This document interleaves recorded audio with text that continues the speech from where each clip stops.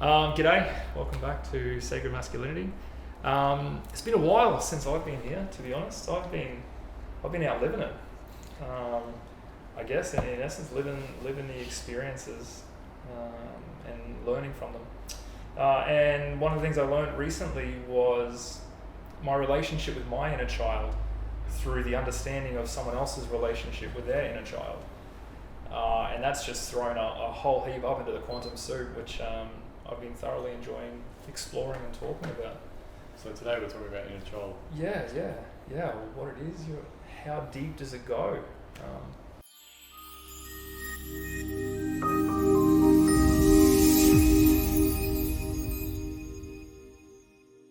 And my experience was a realization that I was repeating the patterns of intergenerational parenting. So I guess the behavior that brought me there, I had stopped doing through realizations a while ago, but I'm understanding that behavior on a deeper level now. So for me, the inner child is, that the self-doubt, the scared inner child, the one that doesn't want to talk up, doesn't want to do anything. And what I noticed with my behavior is I was always telling it to go away, and then I didn't want it to talk up and, no, you're wrong, let me show you, rah, rah, rah. And what I realized was that's what my inner child was told when it was the outer child, if that makes sense. As a child, I was told, don't speak up, children should be seen and not heard, I'm not right, I'm wrong because I'm a child, rah, rah, rah. And what I noticed myself doing was I was then telling that to myself. So I was repeating the behavior and repeating that cycle as the adult to my own inner child. And through releasing of that, well, I guess everything just evolved from there. Does that make sense to you guys? It's my perception. That's my perception of it anyway, yeah. I'm curious to understand what you see as the difference between inner child and outer child. Well, I've never heard of anyone talk about Well, when I was child. saying outer child, it was when I just was the child. And it was like the inner and the outer was when I was. I should have probably just said when I was a child, not the outer child. Because you could be an outer child now. Yeah. I think it was a realization that when I was a child, those were the things that I heard. So that was the information I took in. Sure. Therefore, the programming that I grew up with, and I noticed myself displaying that programming to myself, like to my inner child. Sure. Cool. Well, my conundrum here is, for me, the inner child is the ego. That's what I see. I just kind of see it as another word for ego. Probably whether that's true or not, because the inner child is those hurts that were picked up as, and positive. It's not always negative. It's positive stuff as well. In those formative years, which creates that egoic framework with which you see the world from, and some of that is inherited, genetically, as well as passed through your parents' interactions.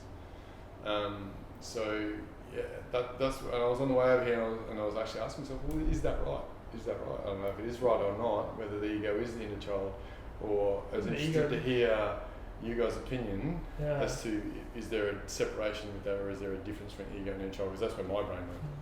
Yeah, so I looked at it from a EMDR, internal family systems parts approach. So the inner child is an ego state. Yeah. So, and it's an ego state that is born from trauma. So and trauma from an EMDR perspective is an adverse life experience. Yeah. So it's not something that is really traumatic, but it's an adverse life experience that I didn't expect, and it comes from a memory that remains unprocessed that sits in the hippocampus. Yeah. And so you have this memory that sits unprocessed, and then what happens is parts then are created to protect that memory. So those parts then become ego states. So you'll have an inner child, and the inner child is a broad term that represents when you were 3 years old, you came to celebrate something and your parents weren't there to celebrate it, so then you thought to yourself, that whatever I bring, I'm not worthy of being Mm. accepted, whatever it is. And then you create a negative cognition. Mm. Yeah? So they're protective parts, and that's what they're experiencing. See, I thought the ego was Oh, protecting the inner child. that's just what my Yeah. conundrum was when I was here. I was interested to hear, because I haven't done a lot of inner child work. Yeah. Maybe I have without knowing that's what it's called. Yeah. And I was interested to hear what Marie said, and you had it as to Yeah, what's the yeah. deep separation between the two, and it's kind of what he's saying is that the inner child is there's different parts of the inner child, Yeah. Yeah. and Yeah. I the inner think- child might be what forms part of the ego. Yeah. I guess my thoughts on it before this conversation was the inner child is what the ego is born to protect. You know what I mean? Like, I know the ego has like identifying and labels and all that sort of thing, but that when the protective side of it comes through and those protective bursts come through, I've always felt like what it's protecting, the thing Well, the that ego's the ego is protecting is the inner the ego's child, protecting the innocence. The ego's yeah, protecting itself. itself and you. Yeah. Which the inner child But if it's born is from- part of. Yeah. Yes. Yeah. So And that makes sense to me because the inner child is part of the ego because you can have Yeah. an adult if you like. Yeah. yeah, it's cool. part of And the there's many parts. You know, Yeah. the inner child is born throughout your childhood. Sort of need It's to not be just one protected. thing. Yeah. So in grade 3, I had an inner part, that Yeah. protected me from when I Yeah. was being bullied. Yeah, I get Yeah. that. Yeah, it's like a bundle of experiences that creates that innocence, the thing that needs to be protected. I guess that's how Yeah. and that can mean any experience, any emotion. If Yeah. it feels the need to be protected. Yeah. And like you talk about, self doubt can be part of the inner child's characteristics. So it's these, once again, the ego is the act of identifying when we actually. And so what I find challenging is the ego is the act of identifying. The challenge is that when we say that we have ego states, internal family systems, we're actually basing a psychotherapy on creating further identification. Yeah, I actually was thinking about It's this. a paradox, So it's a paradox. So within itself. identifying as an inner child. That's exactly right. Yeah. And I need to heal the inner child. Go, okay, so I need to heal an illusion. Yeah. Yeah. I actually But didn't put who inner is the child one who there. needs to heal it? Well, it's that's why the ego It's is the the inner ego. child. That's Yeah, exactly yeah. right. So Yeah. it Because the illusion envelopes is not within real, is itself. Yeah. Yeah, However, yeah. we do see that this inner child work is important because it's still the part of the duality, and also, and the thing I love about EMDR is that this is a natural process that the mind does to process memory. It's not a talk therapy. We've just noticed what the mind does, and then we bring it from in a sense, a sleep state or an unconscious state to a conscious state. Yeah. So all we're doing then, and so from an EMDR perspective, is that you have these core memories that remain unprocessed, and they sit in the hippocampus. The ego states, the inner child states, are created to protect that core memory because it hasn't been processed into the cortex. Yeah. Yeah. So hasn't So- consciously been processed Yes. into So what we can do is we can into the adaptive memory. So we bring the core memory up into the adaptive memory and process it, and then the parts also get integrated because when they're in the hippocampus, they're separate. that makes sense. So you can't get rid of them. It's about the integration of them, so then they become part of one whole.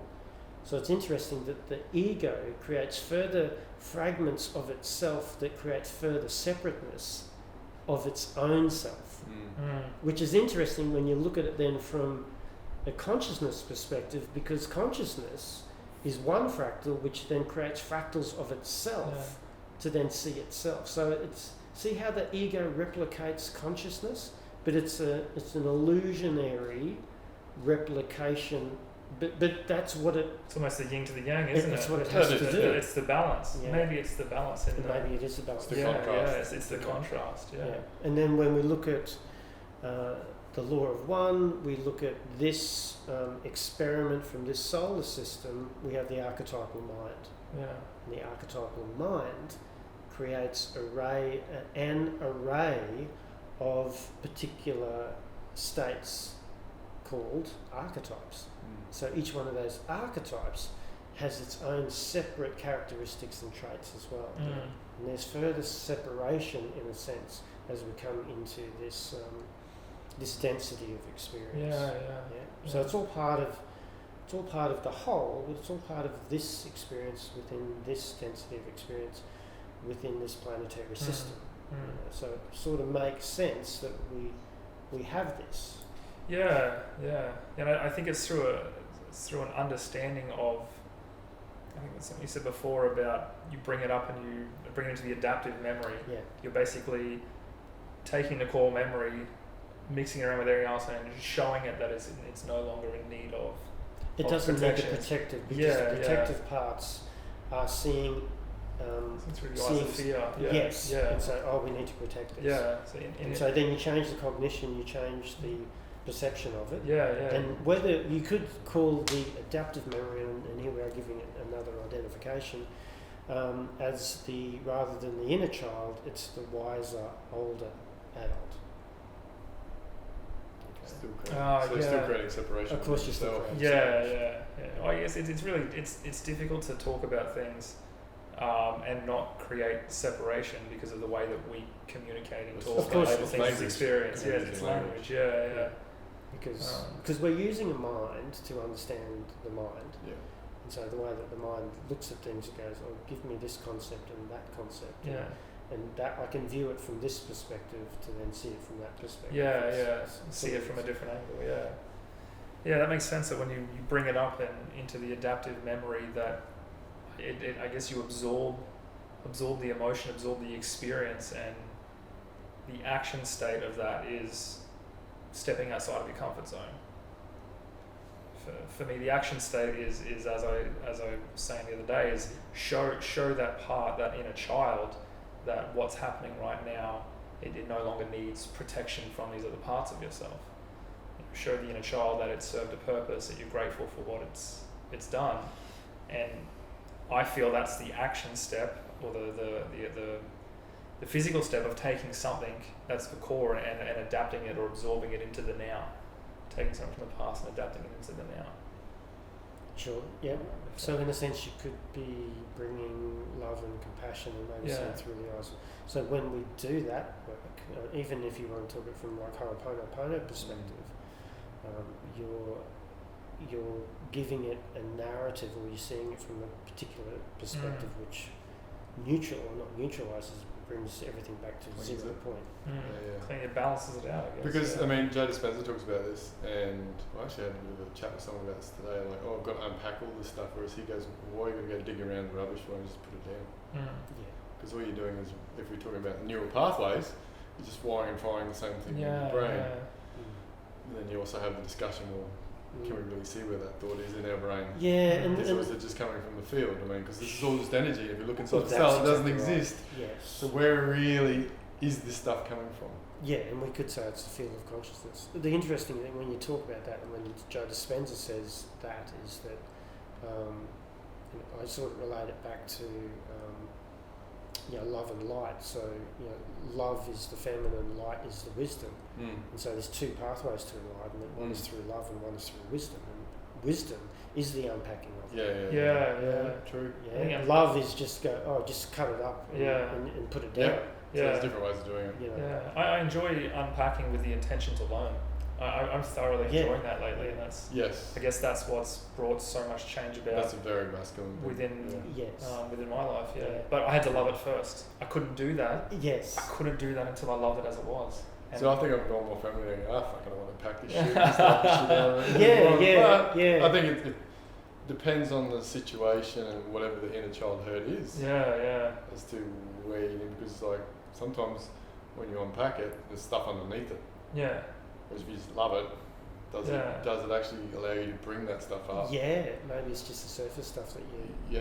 Because maybe in the unpacking of it, it reveals more. There's always more though, isn't there? There could be. Yes and no, because then if you look at the Aronopi stuff, it's like there's just the base stuff that the ego has, which all comes back to the base of guilt, shame, or whatever. So even that inner child stuff, it all just back to the Of base course. ego yes. emotions Yeah. So to you try and control keep that. you safe. Yeah, and I think also, you mentioned the other night that sometimes in the unpacking of it, depending on where you're coming from, if you're continuing to see it from the perspective of the problem, you'll only find more of the problem. Yeah. So it was this, what I said. You can't solve the problem from the same mind that created it. Yeah, Yes. Albert Einstein Albert said that. Einstein, Yeah. Yeah. Yeah. Yeah, so I guess in order to solve, you need to evolve. In order to Yeah. solve the problem, you need to Transcend. evolve the way that you Transcend. think. I like yeah. transcend. Transcend, yeah. Transcend, transmute. There's so many catchwords, aren't there? Yes, we need t-shirts. Yeah. I'm transmuting. Yeah. I don't know, it'd be wondrous to see it. Is the inner child always there? When you're the innocence, and I guess when I say inner child, I mean that Yes, that childlike innocence. Is it always there? Or can you get Unless to you a point where completely you transcended it. would you want to transcend it? I don't know. I don't know. Depend. Well, I don't Interesting. know. If it's like you say, it's traumas, and you want to move through this density to get past those traumas, then yes, but then in the paradox, you don't actually transcend it. It's a weird one. Yeah, it's a weird. I'm trying to say it. I didn't probably say it right because you don't actually do anything. Because that's the identifying as ego. The ego does something. It's because your source consciousness is just aware of what's happening, so you don't transcend anything. Yeah. So in to actually transcend something, you don't actually transcend. Yeah. It's that paradox again. Yeah. I don't do anything. Consciousness is doing what this is. I'm just watching. This is just a computer game. This is Avatar. I'm sitting back and looking. Yeah. See, I'm enjoying. I'm enjoying observing from that awareness perspective and understanding from that soul perspective. But at the same stage, like I'm thoroughly enjoying unpacking everything from a mind-body perspective as well. I think when we all first met, I didn't really have much going on in my life in the way of mind-body. You know what I mean? I understood the concepts and everything, and I'd moved through my trauma, but I had never thought about where it could potentially take me. So I was very, I don't want to say heavy into it because it made me seem like I'm not into it, but I wasn't focused on the mind and the body as much at all. I was very, very interested and curious in understanding and seeing things from a non-dualistic, single point of consciousness point of view. And through an understanding of that, and seeing everything through the eyes of love for that period of my life where I did, and able to move from Boga to yoga, I now have a keen interest and excitement in diving into the mind-body part of the mind-body-spirit complex and understanding how that all works and how that's all connected to soul. Yeah, and that's what we're here for. Yeah, Is to that's the have the experience, right? experience. Yeah. This is a curious experience. Oh, isn't it? Right? It's phenomenal. Yeah, and the thing is that, like Ian says, we don't do anything. We're not the breather of our breath or the thinker of our thoughts. Yeah. Yet, it's wonderful to get lost in The experience. the experience Yeah. of the breathing and the thinking, Yeah. and yet to have the awareness that Yeah, is I'm not not the doing case. anything. Yes, yes, And see, it's- that's and the again, that's paradox. that paradox. Yeah. It You is, know, you it's- go, hang on, but to come That's to when the you sit awareness down, of you have that, I to need go- you to become You that, have to so go I sit in the forget. corner for a bit. Yeah. Yeah, yeah. It's beautiful to be both the player and the observer, both the player and the program, Yeah. and to be aware of that. And I find Yes. myself weirdly slipping in and out, slipping between the player and the program, or the player and the observer, and also being both at the same time. Yes. And the places it's allowing me to get to within myself, and then the understanding I have through conversations with other people. Yeah. What an experience! Yeah. Honestly, and this life, from first breath to last breath, from And Ho'oponopono. the energy borrowed to the energy return. Wow. Well, I think Ho'oponopono and other things. So we live in the three states, which is relevant to the Holy Trinity, Yeah. which is like in this physical state, in the state of inspiration, in the state Yeah, of complete awareness, yeah. where you go, hey, I'm not doing this. Yeah. But then I can be inspired and go, oh, I'm actually going to think I'm making a Yeah. conscious decision. Well, am I? But Yeah, Yeah. it's that paradox of free will and predeterminism. And sometimes I think some of that dialogue that we get is again that thing of trying to bring people to spirituality. Because if we say to them, you don't do anything, mate, most people go, fuck you, I'm out here, this guy's kook. So I think it's like Abraham Hicks has done, is bringing people gently to the fact. Otherwise, it's too much of a mind shift for a lot of people. And when you look at The Matrix, that's what The Matrix is doing. It put it out years ago. Went, what's going on here? And now the new one, if you've seen it. Not yet. Tomorrow night. Yes, I think you've seen it. No spoilers, please. I'm it's excited. worth watching it. And if you want to watch another TV series that you see all this law of one through, it's called The Wheel of Time. I have seen that. It was a little bit too violent at the beginning for me, and it's I still thought, violent through, but it's got a really, really good message in it. Right. Okay. I won't give it away. Sure. I'll give it. What's it called? Give it more attention. But it's on Prime. Yeah, it's on Prime. Oh, yeah. It's basically Lord of the It's Rings. very feminine. Lord of the Like at the Rings. beginning, I noticed there's that feminine. Yeah. So what it is, what they talk about is that it's the women hold the power of magic, Yeah. and they're the ones. And so then this new dragon is coming, and he's not that. But he's going to be almighty powerful. So you start when I start watching again, you really see the yin and yang talk, Sure. the duality of it all. Okay. And if you watch it, it's really fascinating because he's not allowed to have that power, and it's basically a dialogue of the masculine world trying to take over, which is what we've been doing, and the feminine going, no, this is not happening. This is us, because you guys will fuck everything up. Yes. Well, you'll show us confidence. You show us control. Which do we want to go down that path again? Yes. Which we probably will. Yes. So it's very, very, and that's like I was listening to people who watched The Matrix, the new one, and went, "This is shit." And I went, because you aren't aware of the messages that are in there. I'm sitting there watching the movie, going, "Oh, look at that!" And everyone's going, "What's it on about, bro?" Have you read hidden message? It's going in your brain. You don't realise. Have you read The Alchemist? No. You want to talk about hidden messages? Have you read that book? That was many years ago. Paul Ciello, wasn't it? I don't know if I've cried any more reading a book than I did that movie, and it was just from just the beauty. You'll read a paragraph, and then there's just this message in there, and it's so powerful. The TV series The Witcher is very much the same. Female mages being protected by this masculine, and the new world coming, blah blah blah. Very similar stuff. So it's completely different to inner child. This is the evolution of it, right? The evolution of the conversation. Yes. This is the evolution of the mind, body, soul. So how are you doing inner child work with clients then? Sentient Minds International. Oh, my first client. Right. Plug out. Sacred. It's a hard one to describe. I don't have the intention to do inner child work, but I'm sharing the realizations as the sessions go. Yes. I don't have a specific structure and say, okay, now we're going to sit down and do some inner child work, but it's through showing appreciation and gratitude. Because if someone's come to me for coaching, they want to change the trajectory of their life, right? That right there, that moment means everything that they've gone through, everything. Yep. From the trauma, the greatness, the scary child stuff, everything has had a purpose, and that purpose is to understand yourself, pretty much write your own instruction manual so you know how to live the kind of life that you want to live. So it's just through relating that initial hit of gratitude. Thank you very much for creating calm, Lord of Chaos. I said that so wrong, didn't I? Jesus. I just tried to plug his book and messed it up. But it was through that gratitude exercise. That it's about being grateful for where you are in the moment, and then taking that gratitude and finding ways to apply it to those past experiences. Because what I've learned is, and what I've come to realize is that every time we remember something, we're not remembering the event, we're remembering the last time that we remembered. Yes. So what we're remembering is a photocopy of a photocopy of a photocopy. Yeah, and it changes. It fades, right? Yes. But what doesn't fade? Feeling. The emotion. The emotion. Emotion never fades. And that's what you remember. And our subconscious mind, our mind fills in the blanks to say, well, okay, well, this is the emotion.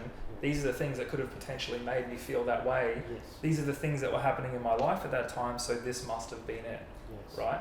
So you can't go back and change the memory, but what you can do is you can change the last time that you remembered it. So what I've been doing is I have this thing that I've been getting my clients to do when they feel ready enough is to trigger, observe, test, evolve.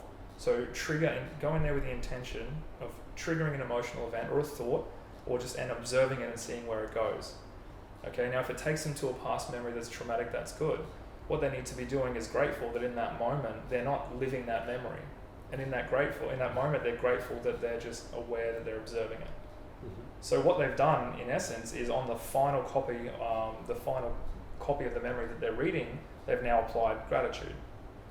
So now the next time they remember the core event, whether it's triggered through an emotion, an experience, or a thought, in order for them to get to it, they have to pass through the last copy, which has a little bit of gratitude. They can't remember the event, but they'll remember the gratitude. So they'll pick up that little bit of gratitude, take it to the last time they remembered. Okay, and every time they remember that again, think of another reason why right now in their life they're grateful that experience happened. It could be because they met this person, or because now they have contrast for how not to live or what not to do, or what they've learned and help other people get through. And each time they remember and add gratitude, we're grabbing a chunk of gratitude and passing it on the copy, and passing it on the copy. And eventually what will happen is you'll get to the point where when you think of that core memory, well, in order to get to the present moment, you've had to pass through the copy of the copy. Each copy has a layer of gratitude. So the core memory or core event is something that, you know what, that might have been negative, but I'm so grateful for that. Because I've changed the meaning. The experience still happened. A different cognition. Related to it. Yeah, so I get my clients to do that by finding reasons in their life right now that they're grateful for, and helping them become aware and helping them see that they wouldn't have that had that past experience not happened. So in a sense, you're using a similar concept of EMDR by bringing that core memory into the adaptive memory, and you're also inviting the protective parts that sat around it, and in a sense misread it,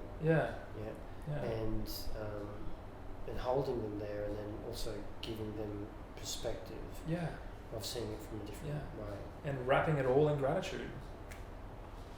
So some of that, I didn't know that was EMDR, by the way. I didn't. It's not sort qualified. So where EMDR is different, and meditation is Joe Dispenza stuff, is that the way you're doing it, nothing wrong with it, obviously, is that it's a slower process to you changing the database, if you like. Whereas EMDR is getting into the subconscious. The way Joe Dispenza does it, you're getting in past the analytical mind and going that. So you have to be ready for that, right? Yeah, I mean, I can't tell when you're ready. I mean, if you've come to it, and it's finding you, and you're doing it, and then who is the one being ready again? So So I find that I use this as a gateway to meditation, because there's a lot of people that I interact with in the world that aren't awake to what meditation is, and they hear it. And that's why Louise Hay was so successful, because she was at that time of affirmations, and everyone affirmations. But then other people went, hey, this doesn't work for me because it's not getting into subconscious. Whereas EMDR is like, it's like you're using the mouse to get into the subconscious mind to change it from the core, the lower centers. Which is what, sometimes the higher brain can't undo the lower brain. Yeah, and with the EMDR, it's more of a bottom-up approach than a top-down approach. The stuff that we do a lot in coaching is top-down. And we're using mindfulness, and we're slowly peeling away the onions, and then, which is great. That then gets ready for people to do the bottom up. Because they've already got the mindfulness, they've got dual awareness, dual attention. That's what I found. That's 100% right. This gets them ready for, get to a point where my clients will ask me, this is great, I can see how this works. And then it's like, well, would you like to find a way to speed it up? Let's talk about meditation. And let's talk about access. I think also by bringing people to the awareness of being grateful for this discomfort, and here's an example of these memories, and changing the meaning of it, people then have a sense of known, and then they can then transfer that process and sequence to other things that happen on their daily, placed on their daily field of consciousness as well too, which then shifts their future timelines as well, which then impacts their past timelines. And even be thankful for events that haven't happened yet, but ones that they feel might be stressful. You know what I mean? There was a thing that I was I became aware of the other day was that when we look at memories, we seem to consider memories of something of the past. And memories, so when, and each and every day we create future timelines. And how do we create future timelines? Well, we do it by remembering them. So we're actually creating Yeah, memories. was this when you were saying that, I was thinking, well, did it already happen? Are we actually creating a future timeline? Because that's exactly how it's going to happen anyway. What is all happening? Past, present, future. Well, it's it all is in happening that now. perspective. Did it happen Yes. exactly how the creator wanted it to happen? Yes, but sometimes the mind gets in the way and says this is how it should happen. That's where suffering comes in. Yeah, so Yeah. you've got multiple timelines. So the Yeah. mind is trying to create timelines in the future that it can predict. It's trying to predict your Yeah. future. Yeah. So it will have its own series of how it thinks it should happen. Yeah. How it actually happens sometimes can be very different to how the mind has created it to happen. Because once again, the mind body is just trying to keep you safe.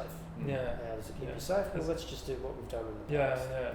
Has no meaning. The mind and body has no No, meaning. no, it's just the go, soul that okay, and attaches it's to reading its Yeah. environment, here's some stimulus, that was similar to that stimulus, Yeah. what do we do with that stimulus, this is what we do, Yeah, yeah, that sort of thing. yeah. So each time that you create future timelines, you're creating a memory, in a sense, because, oh, I remember this is what's going to happen. It's Yeah. not, oh, I remember this is what Yeah, did that's happen. true, yeah. So they're all memories.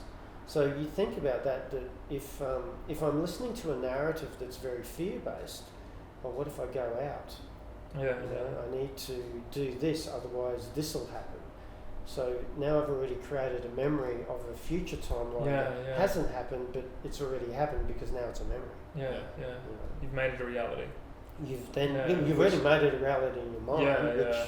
most of us live life in our minds anyway. It's the Mm. interface, I guess, to this reality in a Mm. sense too. So how does that work in terms of though, say, I've never had a thought that I'd fall over and break my arm, but then that happens.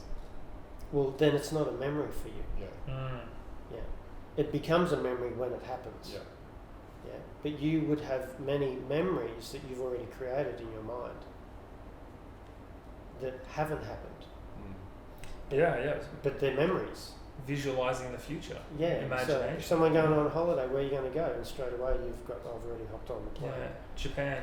Yeah, Yeah. I've booked my seat. Yeah. This is where I'm sitting, Yeah. who I'm sitting next to. Yeah. I've already ordered my meal.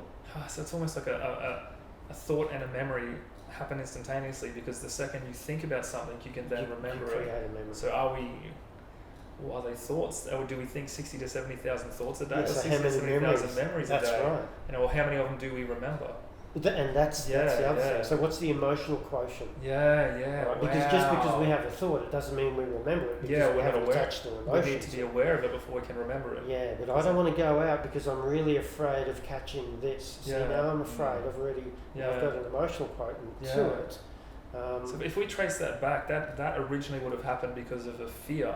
And then if we work off what we were talking about before, where it's a copy of a copy of a copy, well, you remember the fear. And maybe if you don't have enough experiences in the past to remember, you will create future memories based on the emotion of fear. Of fear. Subconscious mind will just Yes. attach whatever it thinks will create fear. yeah, Therefore, I am now scared to go out because I was originally scared of something. yeah. I Well, created attachment to the it's fear, like and now social I need to anxiety, create it. hypophobia. Yeah, yeah, I can't go out because this is what's going to happen. It's Yeah. already happened. yeah. Yeah, so best Wow. I stay here.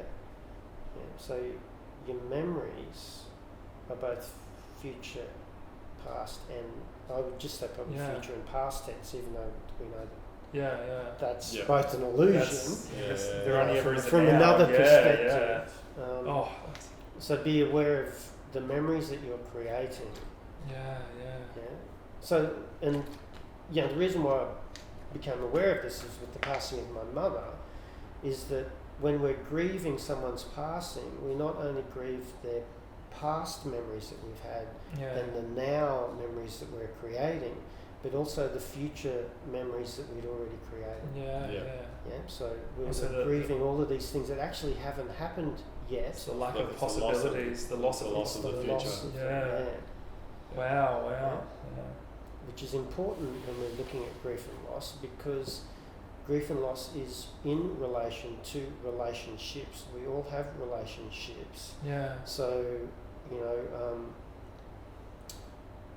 every day, and because can we predict our future?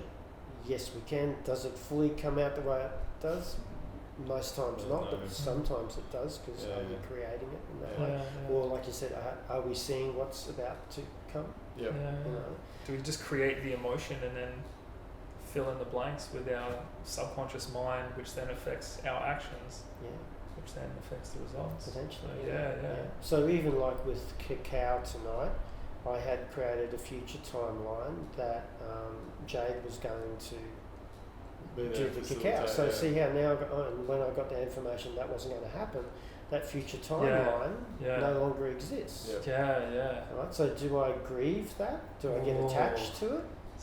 You know, or do I go, okay, well, that was only a construct of the It's an mind, but I'd already expectation. created a Yeah. memory. Yeah. Mm. Yeah. And then and, you s- now. and so then I created one where you were.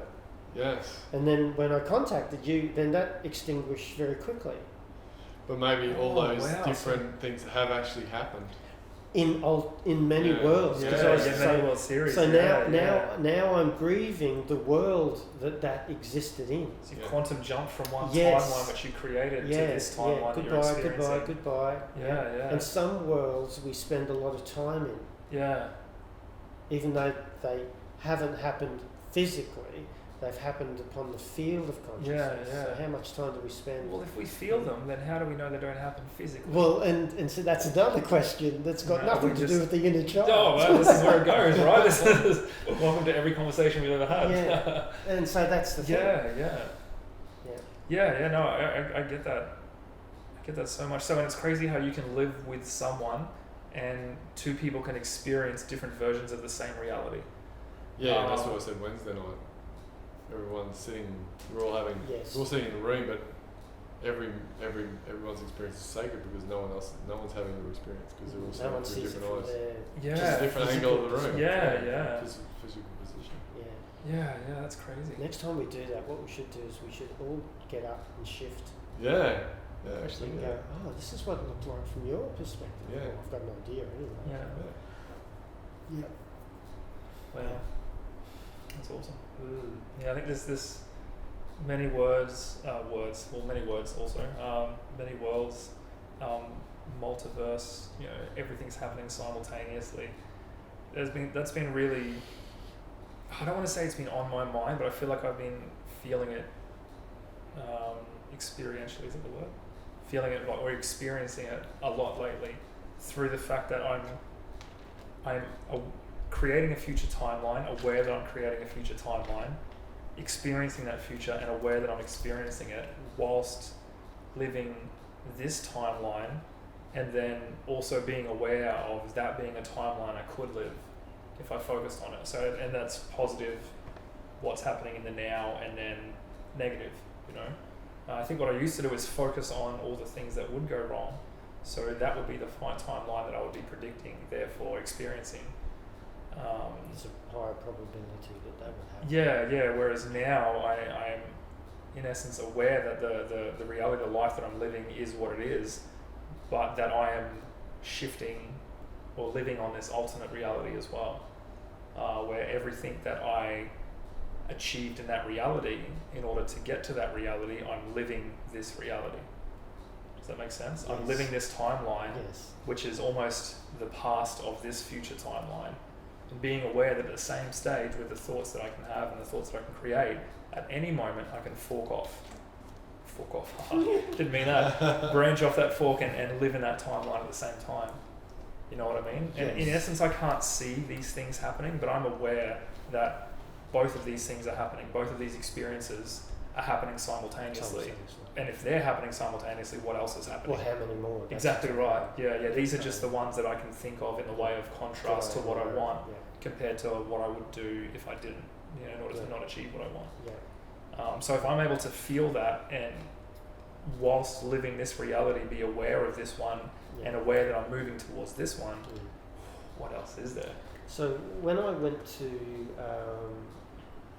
a beautiful clairvoyant, I was asking her, I said, how do you do this? You know, what's the way that you see this? And basically she was saying, well, my guides talk to your guides, and then there's another guide that makes sure that the information is true and correct as possible. You know, so there's a filter that actually happens between the system. And what basically she was saying is that we mainly have, and she wanted to give it a number, she said we mainly have 7 to 9 timelines that have particular amounts of energy. And that's based upon how much attention we give to them. So you see how we're creating these memories and future timelines. And so they will then be able to speak to the timeline that, in a sense, and what they visually said, what for her, she visually saw the thickest timelines. And she would then tap into the thickest 2 or 3 timelines. Yeah, and so, well, this is what I'm seeing for you. Yeah. Which is interesting because ultimately it's what you're creating. So they're only letting you know what you have consciously and subconsciously created for yourself. Well, the thing I've had with this, with going to see psychics and clairvoyants, is, well, I've actually even created the experience with them to tell me what I want to hear. Yes. So are you going in there with fear, or are you going? No, so you might as well just ask yourself. Exactly. Yes. Yeah, you go, okay, I already knew that. Yeah. I guess that's true. And the people that go in there with fear, well, then they're going to get fear-based news, right? Well, sometimes they're not allowed to. So once again, you need to be mindful of the information that you're passing on. So they might spin it a little bit, or and that's where the filtering system comes. That sort of thing. That's wild. It's interesting that you use the terminology used in like the thickest lines, because when you have a look at it from a neurological point of view, the more that you synapses, the thicker the highway. The myelin sheaths. So from the soul perspective, or from the spiritual's perspective, we have clairvoyance. Yet from the physical perspective, we have the fact that is a thicker highway, which means it has more charge, and we are able to pick up on each other's frequencies and charges. So I think that like clairvoyance and those sorts of things, it's almost proven in 2 different ways, right? It can be through both quantum science and through spirituality that they're able to have these effects that they have, and have the ability to read. Through the spirit and the soul, and also through maybe they're able to pick up on the energetic transference through that travelled highway. So the interesting thing that I was seeing from Nassim, biophysicist. So they've been doing some mapping on brain synapses, and they were looking at the way that the synapses interacted with each other and the way that they formed. And even though there was, in a sense, a 3-dimensional structure of synapses and their communication with each other, they were saying that they were so intricate that they could communicate with each other multi-dimensionally. So it wasn't just this 3D, that joins with that, and the electrical current moves from that. You could have something in one area of the brain that wasn't connected to anything else, but yet it was communicating with that. So in a sense, it was connecting and speaking or transferring information through the field. So through a multi-dimensional. That's right. That's what. Where does thought come from? They look at the brain. They go, we don't actually know where it's coming from. I've got no idea. So through plant-based remedies, when you go on journeys through psilocybin and you have access. And you expand the mind and able to connect those parts, potentially what you're doing is becoming aware of that activity that's happening in our minds right now, or in our brains, that we're not able to become aware of at this current state of consciousness. And so the brain synapses are very similar to the mycelium network, which then that is held not only within the Earth, but then all through the universe. That's why when you get into deep meditative states, you can actually just download and change your brain structure instantaneously. Instantaneous download. And that's what AKA the Matrix. Yes. Hey, I want to know how to play a chopper. Yes. Quantum download. Yes, because everything's located in the field. Because that's what they said. Einstein did a lot of. He sat in contemplation more. Tesla, they're just accessing the field. Well, I've noticed in those, obviously not to the extent of. It's going to let you know it's after 4:30. Okay. So not the extent of. Start to wrap up. I've noticed not to the extent that Tesla or Einstein had it, but when I'm pondering, I'm able to draw conclusions from bits of information and connect dots that I wouldn't normally be able to. Obviously, I'm not solving quantum theories, but I can see how being in that state of just pondering and being conscious and curious that that you can, create connections between areas of your brain and bits of information that you wouldn't ordinarily do. Yeah. So in theory, I am Albert Einstein. Yeah. And you can invite his friend. I'm in. You did have a very big brain, apparently. You had a big nose too. Maybe that's where I get it from. Well, I think that was somewhat to do with the inner child and somewhat to do with the ramblings As usual, changing. of three woke blokes. Three woke blokes. Three right blokes, I love that. That's another podcast. Yeah. Awesome. Thanks very much for joining us. I hope you got some awesome value. You can find us on YouTube or in any deep meditative state. In the astral plane. Josh, Maurice, and the spacesuit Ian, and thank you so much for joining us today. See you later.